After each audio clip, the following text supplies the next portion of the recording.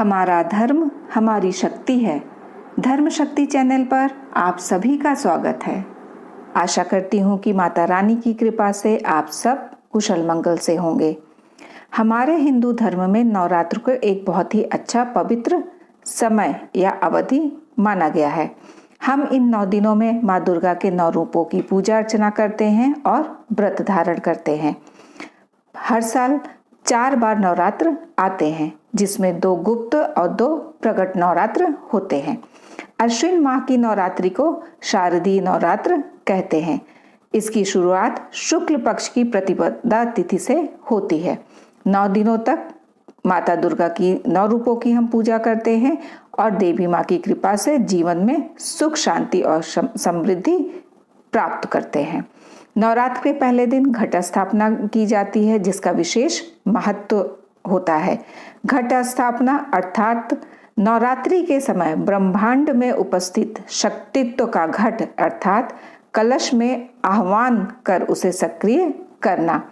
शक्तित्व के कारण वास्तु में उपस्थित कष्टदायक तरंगे नष्ट हो जाती हैं। अश्विन माह के शुक्ल पक्ष की प्रतिपदा तिथि 3 अक्टूबर को रात्रि में 12:18 पर प्रारंभ हो रही है और वहीं ये तिथि का समापन 4 अक्टूबर को मध्य रात्रि 2:58 पर होगी। ऐसे में उदया तिथि के अनुसार शारदीय नवरात्र की शुरुआत गुरुवार को 3 अक्टूबर को होगी और घट स्थापना भी हम इसी दिन करेंगे। इस वर्ष घट स्थापना के 2 शुभ मुहूर्त मिल रहे हैं, जो कि सुबह 6:19 से लेकर 7:23 तक है 3 अक्टूबर को, और घट स्थापना का अभिजीत मुहूर्त भी उसी दिन है, जो कि सुबह 11:46 से दोपहर के 12:33 तक है।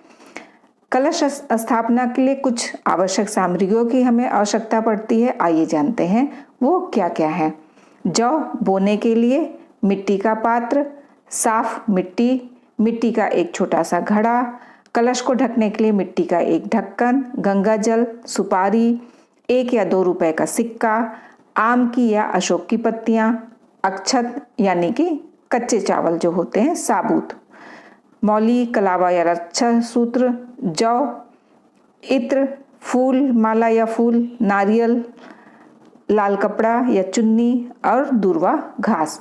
नवरात्रि में कलश स्थापना देव देवताओं के आह्वान से पूर्व करते हैं। कलश स्थापना करने से पूर्व हमें कलश को तैयार करना पड़ता है। तो आइए जानते हैं हम कलश को कैसे तैयार करेंगे। सबसे पहले मिट्टी के एक बड़े पात्र में थोड़ी सी मिट्टी डाल लेते हैं और उसमें ज्वारे के बीज डालते हैं।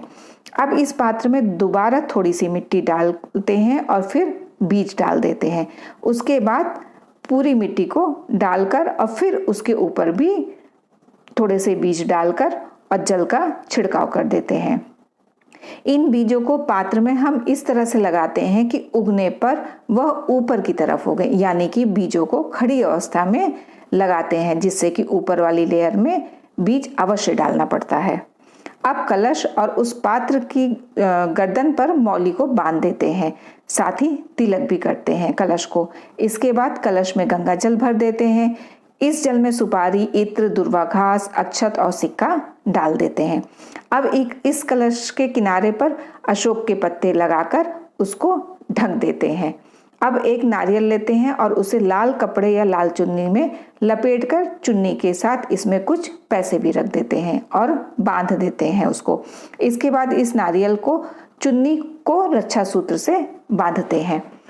तीनों चीज़ों को तैयार करने के बाद सबसे पहले जमीन को अच्छे से साफ कर उस पर मिट्टी का जौ वाला पात्र रख देते हैं। इसको आप एक चौकी पर भी कर सकते हैं।